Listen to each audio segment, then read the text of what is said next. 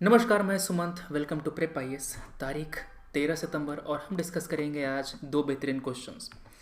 ये दोनों questions UPSC mains में पूछे गए हैं जीएस 2 पेपर में। ठीक है, तो ये हमने क्वेश्चन आपके लिए दिया है ताकि आपको एक टेस्ट लग सके कि किस तरह के क्वेश्चंस आते हैं आईआर के सेक्शन में जो पूछता है यूपीएससी, और जो क्वेश्चंस एनजीओ से रिलेटेड होते हैं, सेल्फ हेल्प ग्रुप वाले क्वेश्चंस होते हैं, वो कैसे क्वेश्चंस पूछे जाते हैं। सेल्फ हेल्प ग्रुप के एनजीओस के किन डायमेंशन को कवर किया जाता है यूपीएससी के द्वारा, वो दिखाएंगे हम आपको। ठीक है, तो दोनों का आंसर आपने लिखा होगा, मुझे बहुत उम्मीद है, और दोनों बेहतरीन क्वेश्चंस हैं। ठीक है, डेली ये जो क्वेश्चंस हैं आपको दिए जाते हैं सुबह में 10 बजे के आसपास। उसको लिखिएगा, टेलीग्राम ग्रुप पर सबमिट कीजिएगा। टेलीग्राम ग्रुप का लिंक डिस्क्रिप्शन में दिया गया है, वहाँ से आपको उसको ज्वाइन कर सकते हैं। जो पहला सवाल है वो कह रहा है, can the vicious cycle of gender inequality, poverty and mall nutrition can be broken through micro financing of women self help group. देखो, सेल्फ हेल्प ग्रुप क्या होता है, इसे हमने लास्ट क्वेश्चन में कवर किया है, जो पिछले दिनों में कुछ क्वेश्चन को कवर किया है। ये एक छोटा सा इनफॉर्मल ग्रुप होता है जहाँ पर सेम सोशियो इकोनॉमिक कंडीशन के जो लोग होते हैं वो इसके मेंबर होते हैं। कहने का मतलब ये है, एक गांव में कुछ महिलाएं होती हैं, वो मिल करके एक ग्रुप बनाती हैं, वो होता है सेल्फ हेल्प ग्रुप। इस ग्रुप को अगर छोटा छोटा लोन दिया जाता है तो उससे जेंडर इनइक्वालिटी पर क्या इम्पैक्ट पड़ेगा, पॉवर्टी पर क्या इम्पैक्ट पड़ेगा, और जो माल न्यूट्रिशन है इस पर क्या इम्पैक्ट पड़ेगा, यही आपसे पूछ रहा था। ये जो विशियस साइकिल है उससे कैसे निकल सकते हैं। अच्छा, ये साइकिल होता क्या है, तुम समझो। मान लो कि एक घर है, एक परिवार है जो गरीब है। अगर वो पुअर है तो उसको बैलेंस्ड डाइट नहीं मिल पाएगा, जो संतुलित आहार है वो नहीं मिल पाएगा, तो वहाँ पर हेल्थ का इशू रहेगा। उसके साथ साथ वहाँ के जो लोग हैं, जो लेबर में काम करते हैं, लेबर फोर्स में काम करते हैं, मजदूर में काम करते हैं, उनका प्रोडक्टिविटी कम रहेगा। इसके साथ साथ वहाँ की जो महिलाएं हैं, ज़्यादा चांस है कि वो अनेमिक हों, ज़्यादा चांस है कि उस घर की बेटियों को स्कूल ना भेजा जाए, जो बच्चे हैं उनको जो हायर एजुकेशन है उसके लिए ना भेजा जाए। समझ रहे हो? तो पॉवर्टी के कारण ये सारी चीज़ें होती हैं। ठीक है, माल न्यूट्रिशन होता है, जेंडर इनइक्वालिटी होती है, पॉवर्टी होती है। इसको भी मतलब एक तरह से इन्फोर्स करता है। जब उसके पास अर्निंग करने का सोर्स नहीं रहेगा तो फिर से वो परिवार गरीब ही रह जाएगा। तो ये एक विशियस साइकिल बन जाता है। समझ रहे? तो आप यहाँ पर इंट्रो में बताएंगे सेल्फ हेल्प ग्रुप्स के बारे में। ठीक है ना? पहले तुम सिलेबस देखो, ये GS 2 का सिलेबस है। यहाँ पर पूछा गया है आपसे, इस तरह का टॉपिक दिया रहता है, development processes and development industry, role of NGOs, self help group and various groups and associations, donors, charities, institutions and other stakeholder. तो मेनली आपको सेल्फ हेल्प ग्रुप के बारे में, जो एनजीओज है उनके बारे में पढ़ना होता है, जो फॉर्मल इनफॉर्मल ग्रुप होता है उसके बारे में पढ़ना होता है। बाहर बहुत तेज़ बारिश हो रही है, उसी का आपको जो नॉइज़ है वो सुनाई पड़ रहा होगा।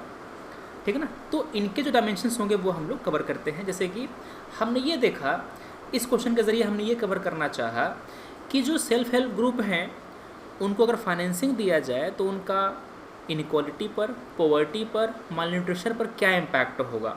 ठीक है, तो आपने क्या किया, आपने पहले बता दिया सेल्फ हेल्प ग्रुप के बारे में, फिर आप बताएंगे कि what is micro financing. Micro financing का मतलब क्या होता है। अच्छा, एक लाइन में बताएंगे आप सेल्फ हेल्प ग्रुप के बारे में, अगला लाइन आपका होगा माइक्रो फाइनेंसिंग के बारे में। ठीक है, फिर आप आगे बढ़ेंगे और बताएंगे कि जो वुमेन एसएचजीज हैं उनका क्या रोल है बॉडी में। आप बताएंगे significance of women self help groups. ठीक है, on gender inequality, poverty, mall nutrition. Clear है? याद रखना, यहाँ पर विथ एग्जाम्पल कहा है, तो अगर आपने एग्जाम्पल नहीं दिया तो नंबर नहीं मिलेगा। एग्जाम्पल्स आपको देना है भर भर के, हर पॉइंट के बाद आप एग्जाम्पल दे दीजिए, आखिर में एक कंक्लूजन दे दीजिए, एक कंक्लूजन दे दीजिए। ठीक है, बढ़िया। चलो अब देखो, आपने बताया कि सेल्फ हेल्प ग्रुप का जो डेफिनेशन मैंने बता दिया आपको कि एक ऐसा इनफॉर्मल ग्रुप होता है जहाँ पर सेम सोशो इकोनॉमिक कंडीशन के जो लोग हैं वो इसके मेंबर होते हैं, जो कॉमन ऑब्जेक्टिव को अचीव करना चाहते हैं। जेंडर इनइक्वालिटी के कारण जो लोग हैं, मेल फीमेल हैं, उनको अनइक्वल अपॉर्चुनिटी अवेलेबल होती है। किस किस टर्म्स में? हेल्थ के टर्म्स में, एजुकेशन के टर्म्स में, न्यूट्रिशन के टर्म्स में, जो जॉब उनके टर्म्स में। हेल्थ के टर्म्स में कैसे? देखो, अगर घर में बेटा बीमार पड़ा, डॉक्टर के यहाँ ले गए, अगर बेटी बीमार पड़ी तो ठीक हो जाएगी, कोई दिक्कत नहीं है, बुखार ही है ज़रा सा। एजुकेशन, बेटे को भेजा हायर एजुकेशन के लिए, बेटे को भेजा किसी लोकल कॉलेज में, किसी लोकल जो सरकारी कॉलेज होता है वहाँ पर। न्यूट्रिशन, काजू किशमिश से बेटे को, और जो बेटियाँ होती हैं उनको अच्छा खासा खाना नहीं मिला तो क्या होता है, उनमें अनीमिया की शिकायत हो जाती है, हीमोग्लोबिन लो हो जाता है, आयरन की जो कमी है वो पाई जाती है। क्वालिटी जॉब्स, यहाँ पर भी आप देखेंगे कि स्टेम में साइंस एंड टेक, इंजीनियरिंग, ठीक है ना, इस science and tech, engineering and mathematics, यहाँ पर मेल ज़्यादा हैं, फीमेल का पार्टिसिपेशन काफ़ी कम होता है इस फील्ड में। तो यहाँ पर भी देख रहे हैं ये क्या हो रहा है, ये हो रहा है जेंडर इनइक्वालिटी के कारण। अगर हम लोग माइक्रो फाइनेंस प्रोवाइड करें वुमेन सेल्फ हेल्प ग्रुप को, तो क्या होता है कि जो महिलाएं पॉवर्टी पैरामिड के, मतलब गरीबी में सबसे नीचे जो हैं, सीधा उनको हम हेल्प कर रहे होते हैं। कैसे? अगर आप सेल्फ हेल्प ग्रुप को फाइनेंस देंगे तो क्या होता है, पूरे फैमिली को अच्छा न्यूट्रिशन मिलता है। क्यों? क्योंकि उस फैमिली की जो इनकम है वो बढ़ी होती है। मान लो कि एक ऐसा सेल्फ हेल्प ग्रुप है जिसकी महिलाएं पापड़ बनाती हैं, अगरबत्ती बनाती हैं, अगर तुमने उसको पैसा दिया, लोन दिया, तो क्या होता है, उस लोन के ज़रिए वो अपना बिजनेस बड़ा करेंगी। उनका अगरबत्ती का, पत्तल का, जो पापड़ का जो बिज़नेस है, आप खाते हैं लिज्जत पापड़, वो एक सेल्फ हेल्प ग्रुप के द्वारा बनाया जाता है, सर्च करना। तो होता क्या है, खरगोश वाला जो आता था ना ऐड, लिज्जत पापड़ वाला, वही। तो तुम सोचो, उनका जो पर कैपिटा इनकम है जब बढ़ेगा तो वो तो जो परिवार है वो अच्छा खाना, बैलेंस फूड वो अफोर्ड कर पाएगा, अच्छा एजुकेशन वो अफोर्ड कर पाएगा। जैसे कि आप देखो, सेवा एक सेल्फ हेल्प ग्रुप है, सेल्फ एम्प्लॉयड वुमेन्स एसोसिएशन, जो महिलाओं का न्यूट्रिशन सिक्योरिटी के लिए काम करता है। कम्युनिटी जब इन्वॉल्व होती है सेल्फ हेल्प ग्रुप में तो जो सोशल बैरियर्स हैं वो टूटते हैं, जैसे कि महिलाएं घर से बाहर निकलना शुरू करती हैं। इसके साथ साथ जो भी चीज़ें अनकन्वेंशनल मानी जाती थी, जो ऑर्थोडॉक्सिया होती थी गांव में, वो भी धीरे धीरे कम हो जाता है। जैसे कि केरला का जो कुटुम्बश्री है वो शुरू हुआ था एक सेल्फ हेल्प ग्रुप के रूप में। जब महिला पैसे कमाती है तो उनका जो डिसीजन मेकिंग पावर है वो बढ़ता है, फैमिली में उनका जो वॉइस है वो बढ़ता है, मतलब कि और स्ट्रांग होता है डिसीजन मेकिंग में। तो यहाँ पर रिसोर्स यूटिलाइजेशन में, फैमिली प्लानिंग में उनका जो रोल है वो बढ़ता है। ठीक है, जैसे कि इंदिरा क्रांति प्रथम, ये एक सेल्फ हेल्प ग्रुप है जिन्होंने जो ह्यूमन रिसोर्स कैपेसिटी है उसको बढ़ाया है, किसकी, महिलाओं की जो कैपेसिटी उसको बढ़ाया है, एजुकेशन में, दूसरे जो फील्ड उसमें काम करते हैं। इसके साथ साथ देखो, जो सोशो इकोनॉमिक एम्पावरमेंट है वो, जैसे कि मान लो कि एक सेल्फ हेल्प ग्रुप है, उसकी किसी मेंबर के खिलाफ डोमेस्टिक वायलेंस होता है, तो वो महिला जाती है, ग्रुप बताती है कैसे ऐसा हुआ, पति ने मारा, सास ने मारा। तो होता क्या है कि जो सेल्फ हेल्प ग्रुप है वो कलेक्टिव एक्शन ले सकते हैं उस फैमिली के खिलाफ। तो होता क्या है, गांव में इस तरह की जो एक्टिविटीज़ हैं कम होती हैं अगर ऐसे सेल्फ हेल्प ग्रुप वहाँ पर एक्टिव होते हैं। ठीक है, तो जैसे कि मिशन शक्ति है, एक सेल्फ हेल्प ग्रुप है उड़ीसा का, तो आप जो गवर्नमेंट उड़ीसा वहाँ का है। तो इससे क्या हुआ कि जो ट्राइबल वुमेन है उनका सोशो इकोनॉमिक इंडिकेटर इम्प्रूव हुआ है। जब फाइनेंस मिलता है सेल्फ हेल्प ग्रुप को, उनका जो क्रेडिट वर्थनेस है वो इम्प्रूव होता है, पॉवर्टी ट्रैप से वो बाहर निकल पाते हैं। जैसे कि जय अम्बे सेल्फ हेल्प ग्रुप एक ग्रुप है राजस्थान में जो लोन देता है, क्रेडिट फैसिलिटीज़ अवेलेबल कराता है अपने मेंबर्स को, जो पुअर मेंबर होते हैं उनको। इसके साथ साथ आपको मैंने बताया गांव में जो महिलाएं होती हैं, पत्तल, अगरबत्ती, पापड़, जो दूसरे अचार है, मुरब्बा है, सब बनाती हैं। तो ये जो है वो एक नॉन फार्म एम्प्लॉयमेंट भी क्रिएट करता है, एक जो अल्टरनेटिव सोर्स ऑफ इनकम है वो प्रोवाइड करता है किसानों को, उनकी जो फैमिलीज़ हैं उनको। तो आपने देखा कि किस तरह से जो सेल्फ हेल्प ग्रुप का जो माइक्रो फाइनेंसिंग है वो महिलाओं की एबिलिटी को इन्हेंस करता है। कौन सी एबिलिटी? अपने फैमिली इनकम को बढ़ाने की एबिलिटी सप्लीमेंट करते हैं, या फिर वो अपनी फैमिली के लिए एकमात्र सोर्स ऑफ इनकम भी हो सकती हैं। ठीक है, तो इससे क्या होता है, जो बच्चे हैं, महिलाएं हैं, वो विशियस साइकिल माल न्यूट्रिशन का, पॉवर्टी का, उसमें गिरने से बच जाते हैं, अपना जीवन इंप्रूव कर पाते हैं, क्वालिटी उसकी इंप्रूव कर पाते हैं। तो ये हो गया आपका पहला क्वेश्चन। आपने जो पूरा स्ट्रक्चर है वो समझा, कंटेंट क्या लिखना है, कैसे लिखना है, आपने ये समझा। ठीक है, अब आओ क्वेश्चन नंबर 2 पे। ये क्वेश्चन है इंटरनेशनल रिलेशन का।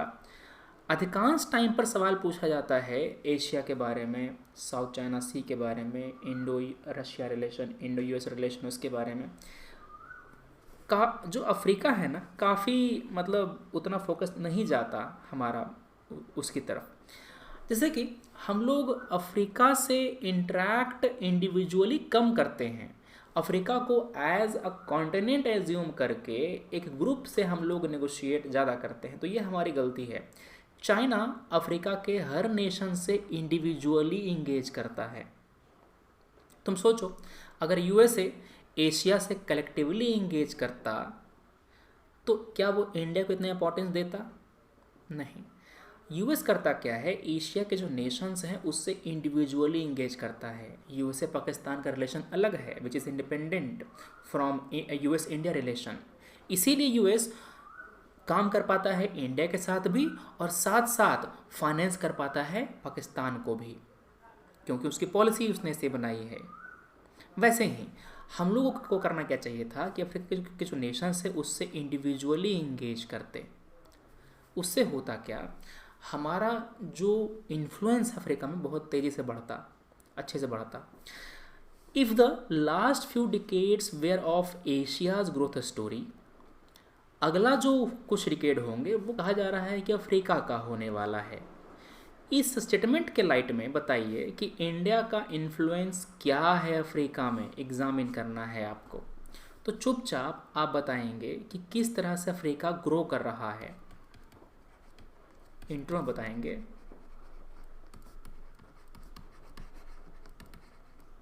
कि कैसे अफ्रीका का राइज हो रहा है, फिर बॉडी में आप यहाँ बता देंगे कि क्या इन्फ्लुएंस है।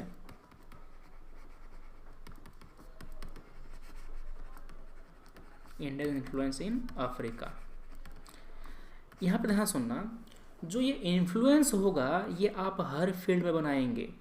हिस्टोरिकल इन्फ्लुएंस क्या है, ठीक है, इसके साथ साथ इकोनॉमिक, जियोपॉलिटिकल इन्फ्लुएंस क्या है, ज्योग्राफिकल इन्फ्लुएंस क्या है, ये सब चीज़ें। फिर करेंगे क्या, आप अपने आंसर को कंक्लूड कर देंगे। इसको आपने कंक्लूड कर दिया, ठीक है। तो ये आपका हो गया आपके इस आंसर का स्ट्रक्चर, ठीक है। चलो देखते हैं, यहाँ जो सवाल पूछा गया है वो ये पूछा गया है कि effects of policies and politics of developed and developing countries on India's interest, India and diaspora. इसके साथ साथ आपको बताना, आपको पढ़ना पड़ेगा जो बायलैटरल रिलेशन है हमारे, जो रीजनल रिलेशन है हमारे, ग्लोबल ग्रुपिंग्स हैं उसके बारे में। ये ग्रुपिंग्स वो एग्रीमेंट जो इंडिया को इन्वॉल्व करते हैं या फिर इंडिया को इन्फ्लुएंस करते हैं, जैसे कि RCEP। इंडिया इसका पार्ट नहीं है, इंडिया इसका पार्ट नहीं है, फिर भी हम लोग इसके बारे में पढ़ते हैं। क्यों? क्योंकि इसका इन्फ्लुएंस हमारे इम्पैक्ट, हमारे पॉलिसी पर पड़ता है। वैसे ही पहले TPP था, ट्रांस पैसिफिक पार्टनरशिप, इसका इंडिया पार्ट नहीं था, इसके तो नेगोशिएशन में भी नहीं गए थे हम लोग। RCEP के नेगोशिएशन में हम लोग गए थे, पार्टिसिपेट किया था हमने, उसके मेंबर भले ना बने हों। तो पढ़ना है आपको यहाँ पर रीजनल ग्रुपिंग्स के बारे में। तो देखो यहाँ पे आप पहले ये बताएंगे कि जिस तरह से पिछले कुछ डिकेड में एशिया का एक्सपोनेंशियल राइज हुआ है due to growth seen in India, China, Vietnam, वैसे ही जो अफ्रीका का जो कॉन्टिनेंट है उसका राइज देखने को मिल रहा है। एशिया का जो ग्रोथ है वो धीरे धीरे स्लो हो रहा है, चाइना रिबैलेंस कर रहा है, इंडिया का भी ग्रोथ रेट थोड़ा सा स्लो हुआ है पहले से। मगर जो रिटर्न ऑन इन्वेस्टमेंट है, फॉरेन इन्वेस्टमेंट है अफ्रीका में, वो कहीं ज़्यादा है किसी भी दूसरे डेवलपिंग रीजन के मुकाबले। मतलब कि अगर आप इन्वेस्ट करते हैं अफ्रीका में तो आपको ज़्यादा रिटर्न मिलेगा उस कंपेरिजन में। जैसे मान लो कि आपने 100 डाला अफ्रीका में तो आपका 100 का हो गया 150, वही 100 डाला आपने इंडिया में तो हो सकता है कि वो 100 का 120 हो, चाइना में वो 130 हो, इस तरह से। सबसे रिटर्न कहाँ पे है? अफ्रीका में है। अब इंडिया का इन्फ्लुएंस क्या है? गांधी जी वहाँ पर गए थे, हमारा लॉन्ग जो हिस्टोरिकल टाइज हैं वो हमारा मेंटेन्ड है इंडिया का अफ्रीका से। जिम्बाब्वे, साउथ अफ्रीका, इन सब कंट्रीज़ के साथ, तंजानिया, इन सब कंट्रीज़ के साथ, ठीक है। तो ये सब चीज़ें हैं। वहाँ अफ्रीका में जो एंटी कॉलोनियल जो मूवमेंट चला था उसमें काफ़ी बड़ा रोल प्ले किया था गांधी जी ने। जो आपका अफ्रीका है ये थर्ड लार्जेस्ट ट्रेडिंग पार्टनर है, सॉरी जो इंडिया है वो अफ्रीका का थर्ड लार्जेस्ट ट्रेडिंग पार्टनर है। जितना ट्रेड करता है अफ्रीका उसका 6.4% ट्रेड इंडिया से किया जाता है। इंडिया की कई सारी कंपनीज़ वहाँ पर एक्टिव हैं, जैसे कि वेदांता है, हीरो मोटोकॉप, हीरो जो बाइक चलाते हैं आप, स्प्लेंडर, पैशन, वो सब वाला। काफ़ी ज़्यादा डिमांड है वहाँ पर बाइक्स की, इंडियन बाइक्स की। बजाज की का जो है वो। तो हमारे जो कंपनीज़ हैं, जैसे कि एयरटेल है, काफ़ी कंट्रीज़ में काम करता है वहाँ पे। जो प्राइवेट सेक्टर कंपनीज़ हमारी हैं वो धीरे धीरे वहाँ पर फैल रही हैं। इंडियन डियास्पोरा काफ़ी ज़्यादा है वहाँ पर, जैसे कि तंजानिया में ठीक ठाक मात्रा में इंडियन डियास्पोरा हैं। वैसे साउथ अफ्रीका में वहाँ पर भी हैं इंडियन डियास्पोरा, इंडियन लोग वहाँ पर बसे हुए हैं। किसी भी कंट्री का जो पॉलिसी होता है उसको इन्फ्लुएंस करने में बहुत बड़ा रोल होता है वहाँ के लोकल पॉपुलेशन का। अगर वहाँ पर इंडियन डियास्पोरा है तो काफ़ी मदद मिलती है। फॉर एग्जांपल यूएसए अगर प्रो इंडिया पॉलिसी बना पाता है तो इसमें बहुत बड़ा रोल होता है वहाँ की जो इंडियन डियास्पोरा है उसका। वैसे ही न्यूजीलैंड, ऑस्ट्रेलिया, ये जो पॉलिसी बनाते हैं तो उस पर भी इन्फ्लुएंस होता है इंडियन डियास्पोरा का। इसी कारण से जो डियास्पोरा है बहुत बड़ा रोल प्ले कर पाते हैं उन कंट्रीज़ में हमारे लिए। अब समझो, इंडिया जो अफ्रीका की पॉलिसीज़ हैं इंटरनेशनल पॉलिटिक्स में उसको सपोर्ट करता है। जैसे कि अफ्रीका चाहता है इंडिया की तरह ही अफ्रीका भी चाहता है कि यूएनएससी का जो परमानेंट मेंबरशिप है वो मिले, किसी कंट्री को मिले अफ्रीका में। तो हम लोग उसको सपोर्ट कर रहे हैं, हम कह रहे हैं कि तुम मेरे को सपोर्ट करो, हम तुमको सपोर्ट करते हैं, कोई इशू नहीं है ऐसा। आप देखो कि पुराने समय से ही हिस्ट्री में भी जा कर के तो जो नाम था नॉन अलाइन मूवमेंट, उसमें भी काफ़ी बड़ा रोल प्ले किया था इंडिया और अफ्रीका के जो कंट्रीज़ हैं उन्होंने। वो ना तो यूएसआर के पक्ष में गए ना तो यूएसए के पक्ष में गए, ये सभी नॉन अलाइंड बने रहे। इनका मेन जो प्रायोरिटी था वो था डेवलपमेंट, ठीक है। इसके साथ साथ चाइना की डेप ट्रैप डिप्लोमेसी में न फंस जाएं, हम लोग इंडिया और जापान ने मिल करके एशिया अफ्रीका ग्रोथ कॉरिडोर ये प्रोजेक्ट लॉन्च किया है, जिसके ज़रिए हम लोग जो इंफ्रास्ट्रक्चर के जो प्रोजेक्ट होते हैं उसको हम लोग फाइनेंस करते हैं अफ्रीका में। इंडिया की तरह ही अफ्रीका का भी नीड है इंफ्रास्ट्रक्चर का, वहाँ पर भी रोड चाहिए होते हैं, पावर प्लांट चाहिए होते हैं, रोड ब्रिज सब चाहिए होता है, ठीक है। इसके लिए क्या चाहिए होता है? पैसा। पोर्ट डेवलप करना है, पैसा कहाँ से आएगा? या तो आप चीप लोन लें वर्ल्ड बैंक से चाहे कहीं और से, या फिर आप लो टर्म्स एंड कंडीशन पे चाइना वगैरह कंट्री से लोन लें, जो आपको लोन तो देगा ही मगर उसके कंडीशंस बहुत ज़्यादा वो स्ट्रिंजेंट होते हैं, ठीक है ना, कि अगर लोन नहीं चुकाया तो तुमको ये टेरिटरी हम कब्जा कर लेंगे, इस तरह से होता है, ठीक है। इंडिया ग्रांट इन एड देता है, जो लोन होता है ज़ीरो कॉस्ट का जो लोन होता है वो देते हैं, लैंड ऑफ क्रेडिट देता है उनको डेवलपमेंटल पर्पस के लिए। इसके साथ साथ जब कोविड था, अभी भी है, ख़त्म नहीं हो गया है, उसमें जब पूरा पीक पे था तो हमने मेडिकल डिप्लोमेसी के ज़रिए जो वैक्सीन थी वो हमने एक्सपोर्ट किया था। इस हद तक एक्सपोर्ट किया था कि इंडिया में वैक्सीन नहीं थी मगर हमने वैक्सीन उनको प्रोवाइड किया था। तो काफ़ी ज़्यादा क्रिटिसाइज़ हुआ था गवर्नमेंट ऑफ इंडिया का, वो बात अलग है। इसके साथ साथ आप देखो, इंडिया उन अफ्रीकन नेशंस को रेगुलरली हेल्प करता है जो डिजास्टर फेस कर रहे होते हैं, चाहे वो साइक्लोन हो, चाहे वो ड्राउट हो, चाहे कुछ और चीज़ें हों, जैसे कि इसको कहते हैं HADR, humanitarian assistance disaster relief. तो इंडिया का काफ़ी बहुत बड़ा एक रोल है उसमें भी। एक चीज़ और, HADR से याद आया, आगे आपसे सवाल पूछ सकता है UPSC इस ह्यूमैनिटेरियन जो रिलीफ है उसके बारे में भी आपसे पूछ सकता है कि इंडिया को जनरली माना जाता है एक डोनेशन टेकर के रूप में, मतलब हमको ये देखा जाता है कि इंडिया डोनेशन लेता है, जो फॉरेन सहायता है वो लेता है, मगर धीरे धीरे ये जो इंडिया का इमेज है वो चेंज होता जा रहा है। अब हम लोग सहायता देते हैं। इंडिया का जो असिस्टेंस है, ठीक है ना, उसको एनालाइज करने के लिए बोल सकता है आपसे, जैसे कि इंडिया ने असिस्टेंस दिया है बांग्लादेश को, नेपाल को, भूटान को, श्रीलंका को दिया है, मालदीव्स इनको दिया है। अच्छा, ये तो हमारे खैर नेबर कंट्री हैं, हम लोग का इसमें हमारा ज़्यादा बड़ा इंटरेस्ट था। अफ्रीका को दिया है, ठीक है ना। तो आपको इनके बारे में एक जो नोट्स है वो बना लीजिए। ये एक क्वेश्चन है जो हम लोग एंटिसिपेट कर रहे थे 2020 मेंस से, अभी तक पूछा नहीं गया है, मगर चांस है क्योंकि टॉपिक बहुत अच्छा है, रोल धीरे धीरे चेंज होता है, तो इसको तैयार कर लेना, ठीक है ना। तो ये बातें हो गई। यहाँ पर आप देखिए कि जो कई सारे जो डिप्लोमेटिक फोरम्स हैं वो हमने इस्टेब्लिश किया है अफ्रीका से बातचीत करने के लिए, उनसे इंगेज करने के लिए। अफ्रीका हमें रिसोर्सेज प्रोवाइड कर सकता है, जो मार्केट है वो दे सकता है, जो इंडिया के ग्रोथ के लिए इम्पॉर्टेंट है। साथ में इंडिया अफ्रीका को जो टेक्नोलॉजी है, technical know how, capital, man power, ये सब चीज़ें उनको दे सकता है। तो दोनों कंट्री जो अफ्रीका और जो इंडिया है, कॉन्टिनेंट और कंट्री जो हैं, वो आपस में मिल करके जो है वो ग्रो कर सकते हैं।